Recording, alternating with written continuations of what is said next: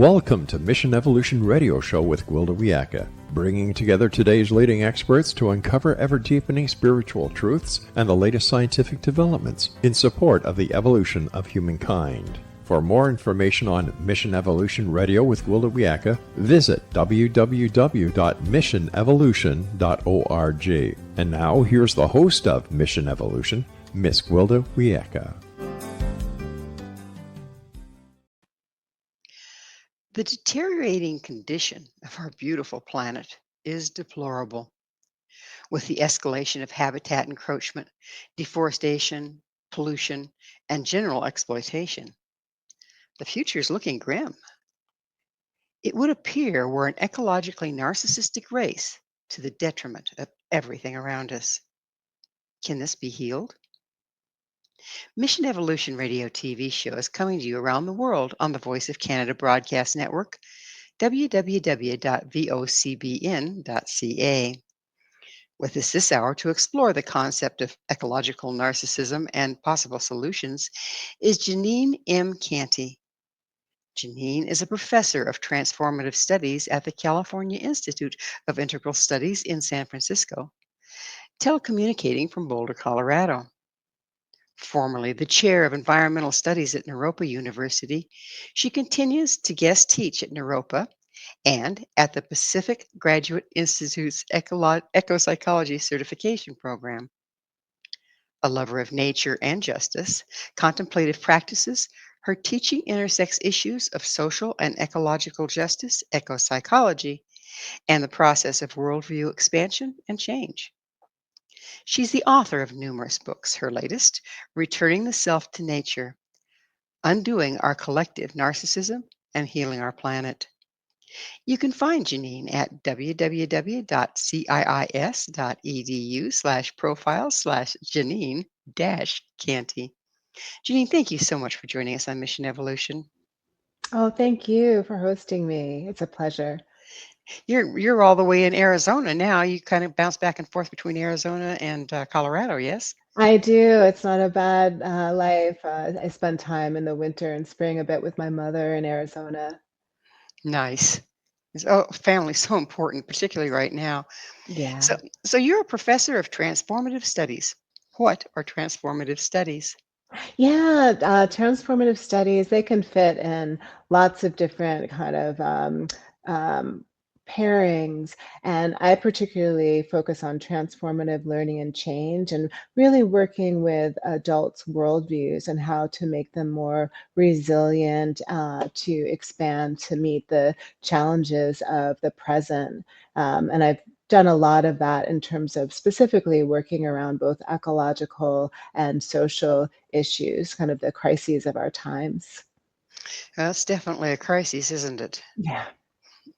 Do you find that people are kind of backsliding in a certain way, given the political environment and everything else? It seems like people are kind of pulling back and going to their opposite corners and shoring up their defenses and not really very expansive at this time. Yes, that's definitely a important observation that people really need to pay attention to. There's been such a kind of a backlash against both ecological and social issues, and in many ways, it's a failure of these movements to meet people where they're at. Transformative learning theory really holds that you can only work with people's transformation by just going just over their boundary levels, their kind of comfort within their worldviews. And a lot of the momentum, some of our climate change and social issues movements have made create, in some ways, othering where everyone doesn't see a role that they'll have in a new vision of the future. And so people get really protective and fearful of what that might mean for them. So it's really important to have change that includes everyone, where people really belong and see a place for themselves. Do people actually go into fear that they might lose something that, one of their sacred cows if they become more ecologically conscious? Yeah, yeah. And I always preface that I'm pretty US centric since I live in the US and raised here. And so I look at that in terms of often there's this paradigm of what the, American dream is and what the success is, and people pull themselves up from their bootstraps, and a lot of the goals of the American dream is to have unbridled success, where we have the country always has a bigger GDP, and people can really obtain all of these economic resources and kind of a quote unquote beautiful life. And when that people come into contact with different stories of, oh, it's the American dream that's actually harming so much of the ecology and also the lifestyles of people not only within the US but around the world, with our levels of consumerism and a lot of our kind of leveraging. It's fearful to folks because they've had generations of subscribing to this paradigm, to this story. And so there hasn't really been much preparation for what would a different story be, and how would my happiness and well-being actually fit into this. And so yeah, it's really scary, and we end up people end up employing all of our defense mechanisms, and yeah, definitely it's a thing. And it seems like we've about ridden this horse as far as we can, haven't we? Yeah, we have. And I think what we're witnessing right now is kind of a clamp down to try to almost, milk every ounce of, yeah, kind of corporate global capitalism to, um, um, yeah, increase wealth, keep with the same story. But what we're witnessing is something that many, including David Corton and Joanna Macy, call the great unraveling, where we're seeing worldwide systems just start to unbuckle, fail. And most people, even if they subscribe to this worldview, can recognize that. The economic systems, political systems, our social systems, our healthcare, everything is not working. And most people have low to high levels of, or some levels of discontent with our systems. And yet at the same time, that trying, the beating the dead horse to the very end has Mm. people very polarized, doesn't it? It sure does. Yeah, it sure does. And I think that goes back to both fear, but also a story that's told to different, I would use the term positionalities, whether it's our class or our politics or our race, even gender, of who's with us and who's not with us. And so it's a long-standing strategy to keep people separate from one another, so we vote and act against our common interests, because most of us aren't flooding with abundance of money, or profiting from some of these large scale systems. Yet if we're told that we can, or this is a possibility for us, and other people are taking away our freedoms, we can easily subscribe to that, because we haven't really been um, shown and experienced different ways of being. Yeah, different options are a good thing at this point. So Yeah.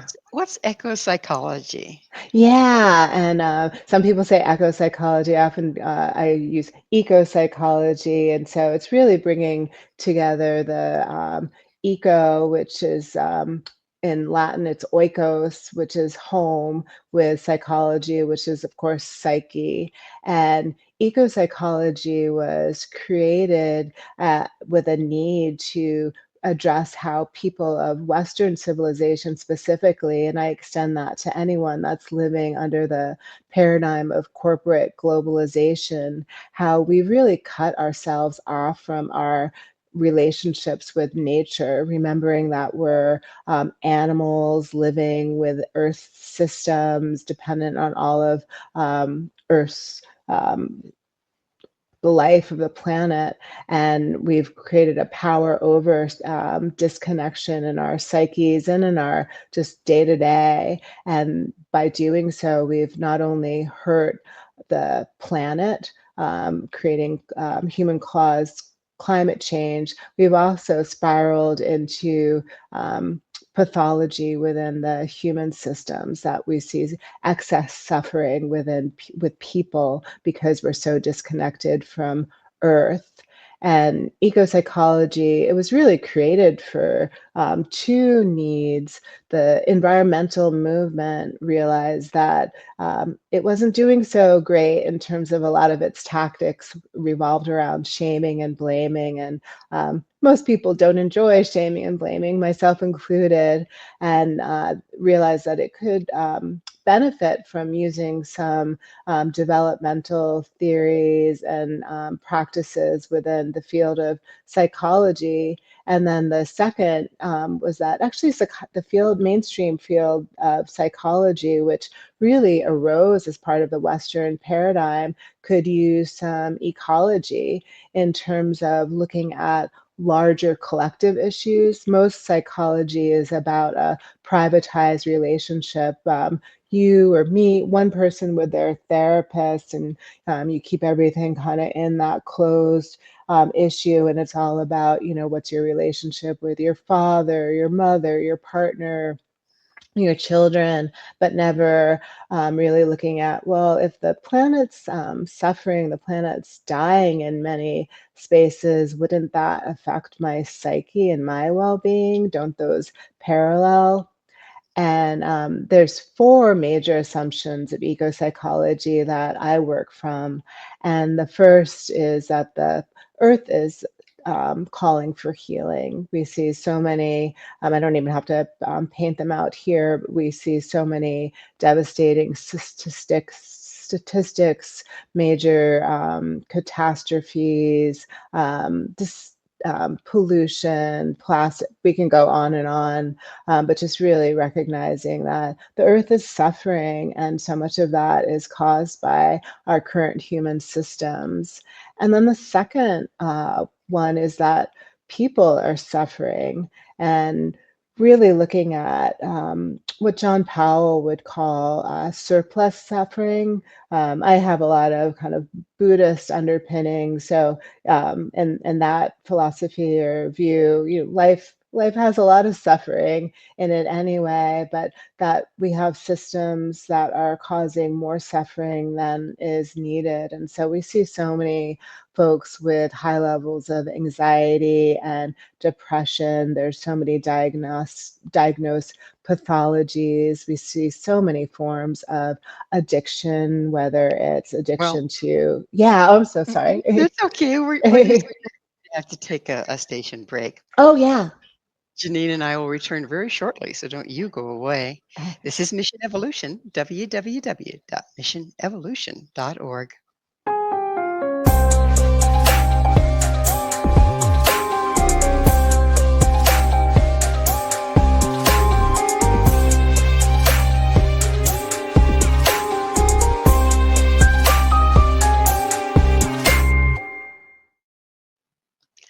Ecopsychology.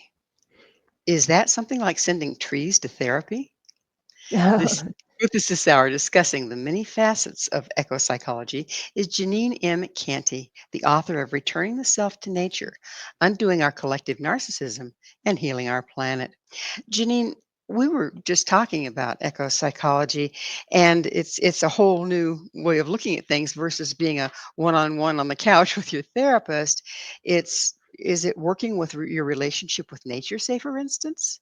It is, and really looking at how we're connected and we're of the same system. And so there's lots of concepts and practices within eco-psychology.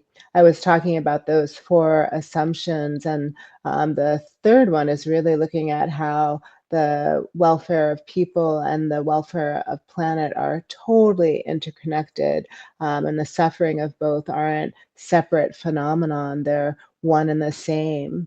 And so attuning back to our relationships with nature can spark so many forms of reconnection and healing. Haven't we disconnected from nature to our extreme detriment? I mean, there's so many studies out there now that are starting to recognize that when we separated ourselves from the planet, we don't walk barefoot on the ground anymore. We're not grounded. I mean, our physical health is suffering as a result. Have you looked into that, and what's your take on all of that? Yeah, oh, sure. Yes, that's fully spot on. And there's so much research out there, and there's a number of fields related with eco psychology, including climate psychology and ecotherapy, and a number of others as well that will bring that to front and center. Um, Eco psychology also goes kind of way back to how did we disconnect from nature and what are the origins from that and what are the results of doing that. And so going way back to just looking at how all of us have ancestors that were earth-based peoples, and when did we separate our identities from nature, and even looking at indigenous Europeans and being ripped from the land through different movements such as the rise of church and state, really turning more earth-based kind of farm communities into workers for the larger systems and moving to the cities. And there's a whole kind of progression of breaking our earth-based traditions, our hunter-gatherer ways, and really moving into what some would call domestication, where we're staying in one place and looking at how that results in women giving higher rates of birth and then needing more resources and spreading out across the planet to support different empires. And also just looking at the way we went from having more direct hands-on experience, whether it was through gathering food, growing food, making things from our hands, to then living in a more mechanistic society where most of us don't really have skills to survive with, and looking at how abstraction has become so much of our main life, where in some ways it's such a gift that we have such abstract thinking mind, so we can do things like write books and create in technology, but also looking at how that's resulted in a disconnection from our bodies, disconnection from firsthand experiences, how the invention of the written word and Well, abstract thinking. Yeah. we've gotten away from so much of the interface between nature and humans. Yes. And then we've always got a better idea, right? So it's not good enough to just get a carrot that's grown out of the ground. We have Mhm. to dehydrate it and process it and, put it in these little packages and so you can heat it in your microwave. And pretty Mhm. soon, our nutrition, our groundedness, all of that has gone by the wayside. What do you see the result of that? Oh, yeah. We have so many people that are just really sick.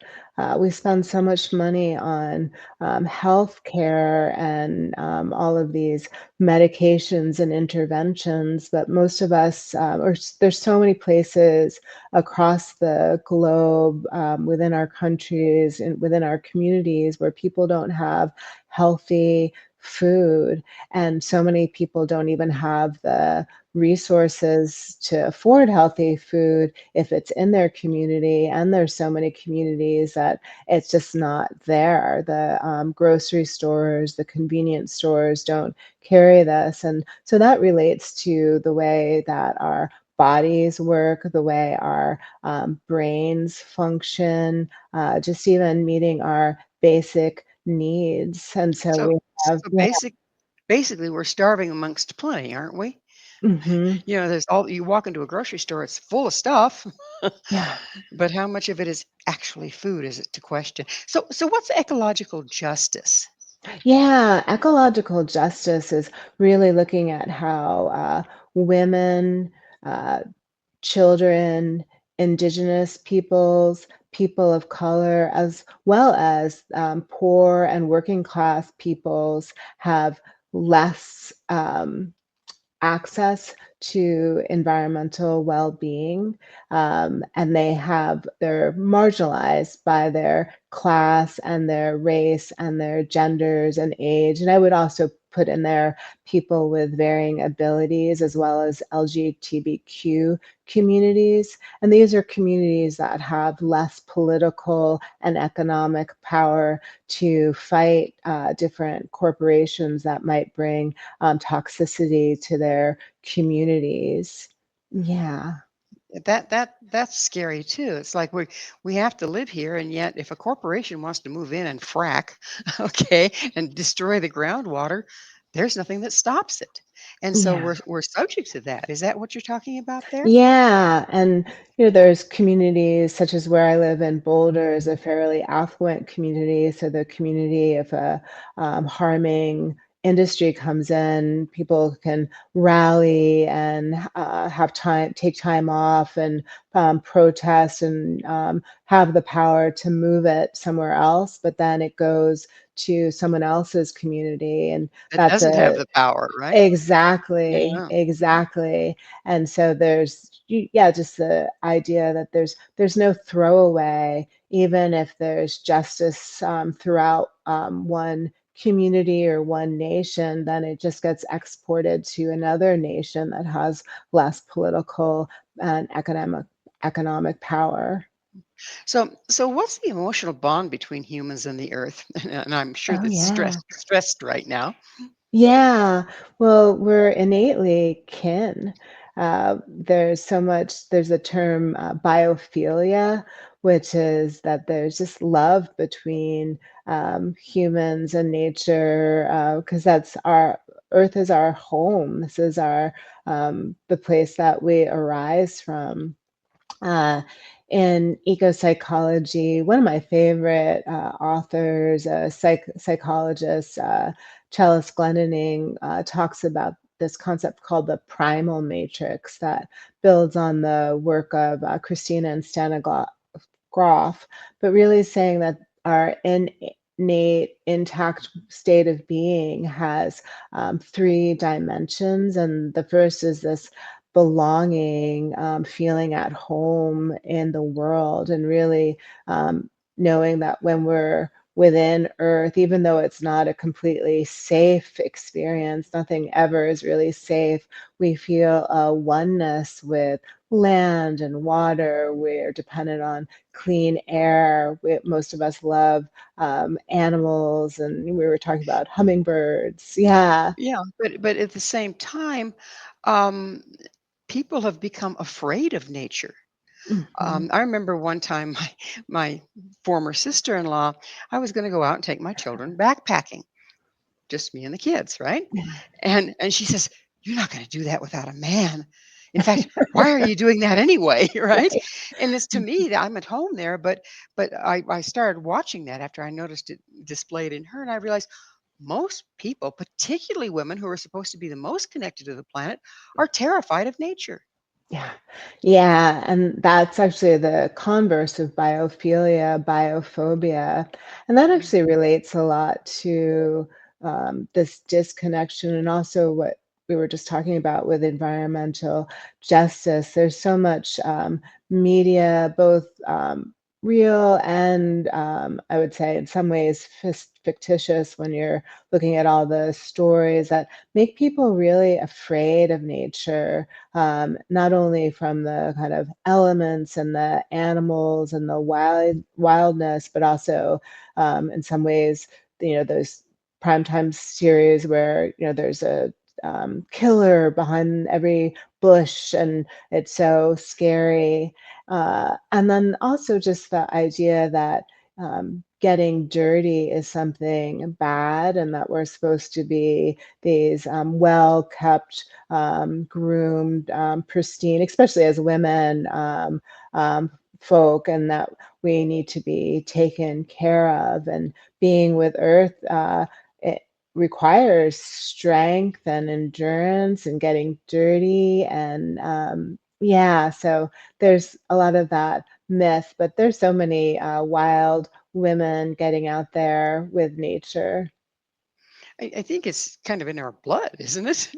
The feminine and the earth are very much related. Yes, yes, and I love the field of ecofeminism that really looks at the long history that women have with Earth, and so many of the great myths of our of humanity. Earth is feminine, and today we hear of Gaia theory from James Lovelock and Lynn Margolis looking at Earth as a living system, but really Gaia as a goddess. And so many people say Mother Earth, and Earth gives birth to everyone, every being, and we're fully dependent. I like the image of imagining that we all have umbilical cords tethering us to Earth because we're those types of beings. Well, it's amazing how many of the indigenous people were more matriarchal and had a really deep, sacred relationship with the earth and what they considered the earth goddess. And when did that turn around? When did we lose that? Yeah, and I mean, I think it's important that to recognize that not everyone has lost that because there's over 350 million indigenous people, many inhabiting matriarchal systems and living within the lands that they originated in, with the most folks that have lost our earth-based connections. It has been a cycle of really ownership of land and breaking ties, what we were talking about with church and state. Also, there was in Europe and across the globe the witch burnings, which Oh, was yeah. really, yeah, Well, on that cheery yeah. note, we're going to have another station break. Okay. Janine and I will be right back to continue our discussion. So stay right there. This is Mission Evolution, missionevolution.org.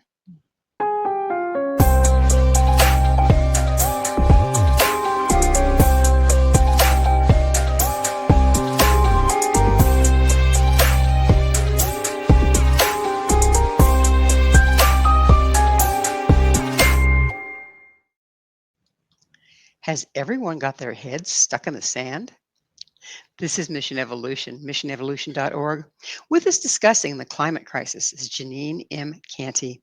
You can find Jeanine at www.ciis.edu/profile/Jeanine-Canty. Jeanine, it's kind of hard to miss that the earth is struggling, the people are struggling in our current system, and yet seems like denial is the norm. What's going on there? Yeah, it's so painful to witness how many people and really more over culture and corporations will spew this language of denial. I think again it goes back to fear of having to change, and also fear that there's a hidden agenda from others that aren't like oneself that's pushing these agendas.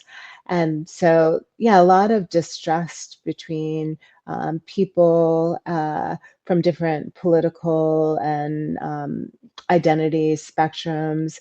And there's also just a fear of what would it look like if we started to attune to climate crisis and actually had to change.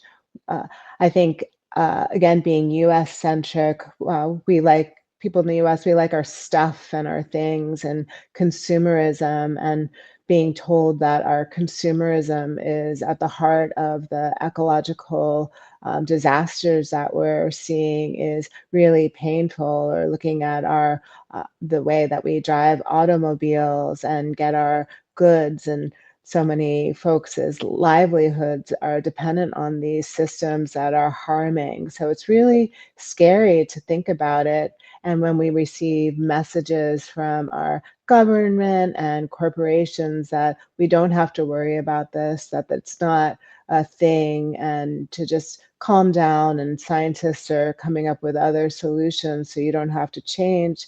We want to believe that because that's easier than to think about having to change our entire lives. And that therein lies the problem, isn't it? That these systems are so overlording that, particularly at this late date in the state of the planet, it's going to take some radical change, isn't it? Yeah. Yeah, it's gonna take such, big amounts of change, yet at the heart of it, which is, in some ways elegant and lovely, some of it is about being simple.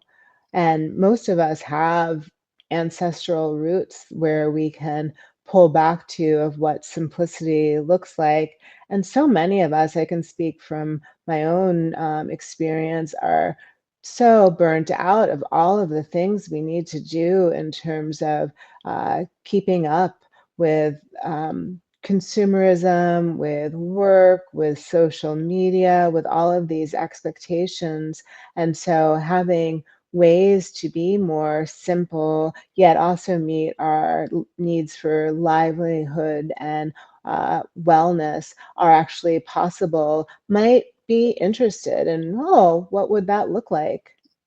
Well, I've been told by one of my Yeah. teachers, shamanic teachers, Yeah. that everything that we own actually owns a piece of us. Okay. Mm, And that the more things that we own, the less of us is present here and more of it's out there. And there's a certain amount of wisdom to that, isn't there?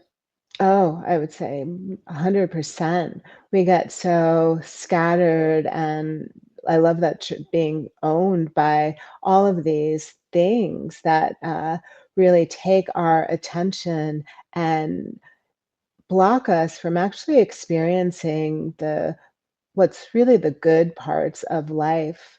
Uh, so many of us are doing professions, jobs that aren't actually our callings. A lot of traditions talk about that we're born into this world with a gift to give to earth. And those are things that actually require our community to help us accrue. Yet most of us are conditioned to think that we need to be, doctors or bankers or lawyers. And those are all great professions, or but things that might not be our true callings, and often our true callings don't come up with a big paycheck, but they could bring lots of happiness if we have systems or contentment that support that. Uh, yeah, yeah, and so we're so scattered because we're constantly trying to keep up with all of these various needs that are put out there for us, but aren't things that we were born to do. At this point, what percentage of what's put out there for us is just to try to sell us something? Oh gosh, I don't even think I wanna know. I mean, I don't know statistically, but it's I mean, even, I feel like those of us who are most focused on not being so driven into marketing and consumerism, we know that we actually can't. It's really hard to meet our livelihoods without being having at least one foot into those worlds, and it feels like everything has some sort of kind of marketed agenda that's driving this larger machine. Yet often it's our interactions with one another that are authentic, our interactions with nature, our staying with our body, our forms of creativity, our dreams, our habits of being in family, of eating, our ceremonies that do have lots of pure forms. So let's talk a little bit about narcissism. Oh, It's yes. kind of a popular catch term right now, but Oh, but when we're talking about collective narcissism, what are we talking about here? yeah. And this collective narcissism is really looking at how in Western societies, and I always extend that to anyone living under a global corporate paradigm, we're really bred to be consumed about ourselves, about our own well being, that we've been bred to be so individualistic that we are falling into these narcissistic paradigms where we have little time to think about other people because we're always trying to be the most successful, the best looking, having the highest income, the most amount of toys, the best bodies, the biggest social media followings, like all of these very superficial pursuits, and we have little bandwidth for being compassionate to others, and then very little bandwidth to being concerned of what's happening globally, especially to the earth. And yeah, I noticed that with the kind of rise of this use of the term narcissists, and everyone's calling everyone else a narcissist, or that's an extreme, but that there is a lot of truth in terms of there's not necessarily more people classified with extreme narcissism or narcissistic personality disorder, but as a larger culture, we're really so conditioned to be narcissistic because when we do so, we actually consume more because we have a fear of not being enough. So I looked at the patterns of individual narcissism and really noticed how this is operating on a collective scale with societies. Well, whether it's individual or the societal, Yeah. uh, the one thing that um, seems to characterize narcissism is this unfulfillable hunger, like hungry ghosts. Like there's never enough. You're never good enough. You're never pretty enough. There's never enough, and yet people are chasing that ghost, if you will, to the detriment of the planet. How can we miss that, and how can we start to see it? Yeah, and that's actually maybe the saddest part of narcissism is that it comes about from a wound. And most people demonize folks that are labeled as being highly narcissistic, but we don't necessarily ask, like, well, what happened to you? And when the kind of the psychology behind it pinpoints that they had faulty attachments, that they had um, damaged relationships with their primary caregivers to such an extent that they had to create a fictitious kind of cocoon, a fictitious world that's protective of themselves. And so while a narcissist comes off as so selfish and ego driven, thinking they're so boastful and arrogant, deep inside they're incredibly damaged and insecure, and so they're constantly just trying to fulfill these needs. And then when we relate that to the larger culture, when we look at our broken relationship to our primary caregiver, Mother Earth, we're constantly looking to fill needs through all sorts of addictions and other faulty uh, um, pursuits. And yet it's not working. It hasn't worked. It never does work. What's it going to take to shake us out of it?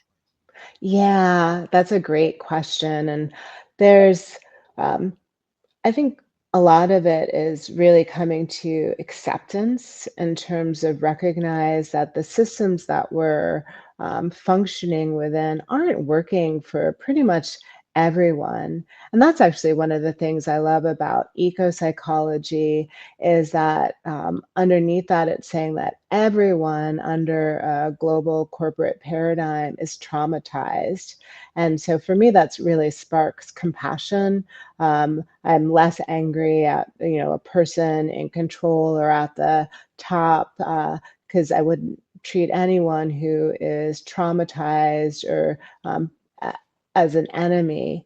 And so coming to some sort of acceptance of these things and what I mentioned before when we were talking about the unraveling of systems, learning some information, getting more aware of what's going on across the globe with all of these issues is a good start of understanding. And, there's the um, heady part of it, which again is abstract thinking, but a big piece is actually feeling it.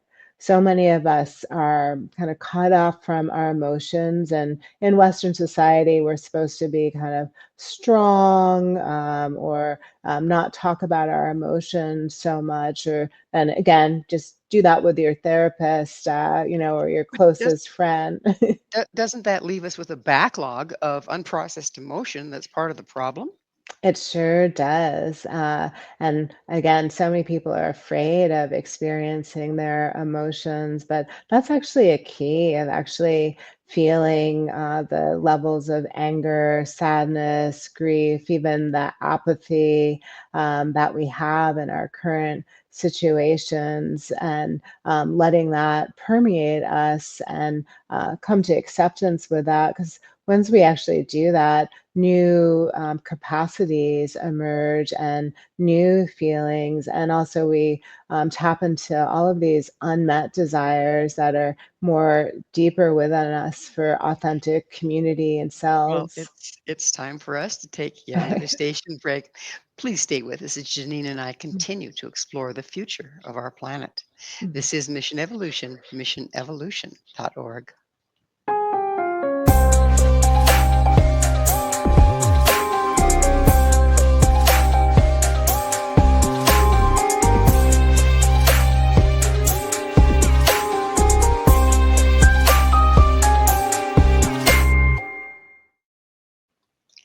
How many aspects of the self are there? Oh, This is Mission Evolution, missionevolution.org. We're continuing our discussion with Jeanine M. Canty. You can find Jeanine at www.ciis.edu/profiles/Jeanine-Canty. Jeanine, let's discuss aspects of the self. What is the ecological self?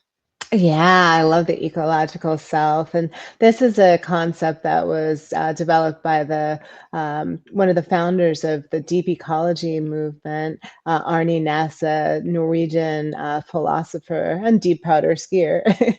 And it's really when we start to extend our boundaries, where we kind of break open from being just these individual egos or individual bodies, and start to connect with beings in nature. So maybe at first it's just a bunny that's in the backyard that we see each morning, and oh, there's that bunny, or you're sitting outside and there's a bird and who's tweeting, and you decide to tweet back, and suddenly you're in a conversation, or there's a particular tree that you sit under or walk by each day. Suddenly we might realize that we're kind of having a little bit of a love affair with this other being, that we care so much for them that we realize that our wellness is bound up with their wellness, and our boundaries extend. And we start doing this with lots of beings in the bioregions that we live in, to extend that we've changed.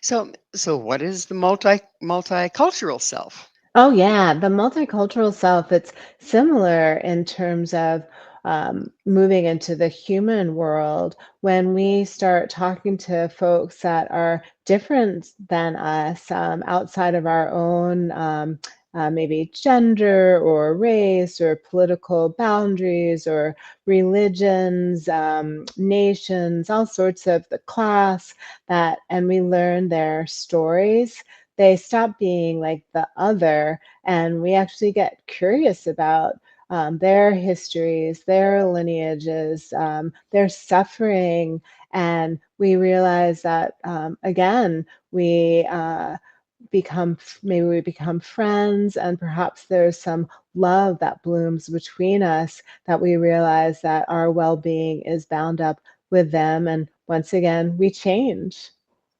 But you said something pretty interesting, and that was curiosity. Mhm. Isn't is curiosity the cure for the judgmentalism that we've been brought up with? That if somebody's different, we must judge against it to make ourselves okay. Yeah, I would say curiosity is really important. I also like using the term and practice of generosity lately, of when I come into contact with someone and there's some sort of interaction that I can hold in my lens, that I want the best interaction between the two of us, that's possible, knowing that one person doesn't have to win or one person doesn't lose. So, how can I hold space large enough for both of us to inhabit? And so, yeah, being curious about what's going on for others is, I think, so key to all of that.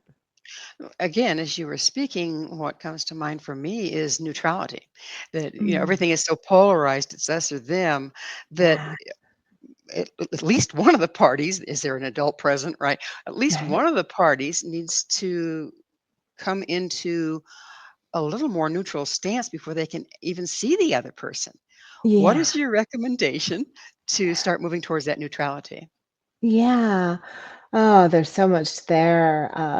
And in eco-psychology, there is actually a term called arrested development, which is basically saying most adults in our society, we never had those proper rites of passage with Earth to be mature adults. So most of us are functioning as the maturity level of teenagers or even lower than that. So becoming mature, being more self-aware of our own biases and the way we're holding the way we think and playing that out in the world, and also giving space for other views and other practices, other realities. So many of us most of us inhabit a fixed worldview that we, of course, think is correct, or else we wouldn't be in it. But so much of it comes from our upbringings. We were born into And specific. we never re-examine it. Exactly. And we don't do what's called, what Putnam would call bridging, that we don't have enough experiences with people that have different worldviews to have the ability to expand our own or play around with our own. Well, back to the selves. What is the transpersonal self? Yeah, the transpersonal self is really looking beyond just the nature and human, but I would say it taps more into the spiritual self. Or, and we can have so many different words for, some people who might, our religion might say it's more of like God or the divine, the sacred, there's the Matrix if you're into sci-fi, but just recognizing that there's a larger force that binds us all, that's bigger and more intelligent than all of us, and but is also supportive of our well-being. And when we can really expand our boundaries to kind of the widest levels, level of grace pours in, where we don't have to be in control of everything and figure out and come up with every solution, but we can actually drop more into our bodies and the larger forces of nature and the larger forces of whatever you may call it, that can be real help. So it would appear that the selves have been compromised in much of the populace. What's caused this and what are the ramifications? Oh gosh, yeah, that's a wonderful question. I think so many of us have been conditioned to have such shallow pursuits in terms of having to have um, a real need to have a job. Again, in a we have to pick this, or this. Have identities and callings that are not our truest, authentic desires. So many of us haven't had the privilege and space to actually examine who we really are and where our heart falls, and what we really want to do with our lives, and what type of communities and people we want to be a part of. We have so many stressors outside of us that we have to meet, that just like a unnourished seed or plant, we're unnourished people because we don't have the sustenance to explore all of these various selves. And that's so sad. It's just I mean, it seems like the whole system's designed around keeping us from being introspective. Yeah. Our time and everything is filled with so much superfluous stuff. There's no time to look within. So, so Yeah. how? Here's the $64 question of the hour. Yeah. How do we go about healing collective narcissism? Yeah, yeah. Um, that is really, again, what I was speaking about before the break, in terms of becoming aware of the issue, becoming aware of these unraveling systems, feeling the deep emotions that's involved with it, and also starting to reaccrue our inherent gifts, our birthrights that many of us haven't tapped into. For me, a big part, obviously, is that ecological self, and starting to spend time in nature, in community, being curious. Uh, Another piece for me is also mindfulness. So many of us are caught up in our thinking, abstract minds, that we've disconnected our thoughts to our bodies, and we're always in these kind of radical negative thought loops of, in the Western psyche, that something's wrong, someone's trying to get mine. There's so many adversaries out there. So being able to notice that and how much it operates in like almost every moment of each day, and starting to quiet that and start attending to just like the nowness of being here.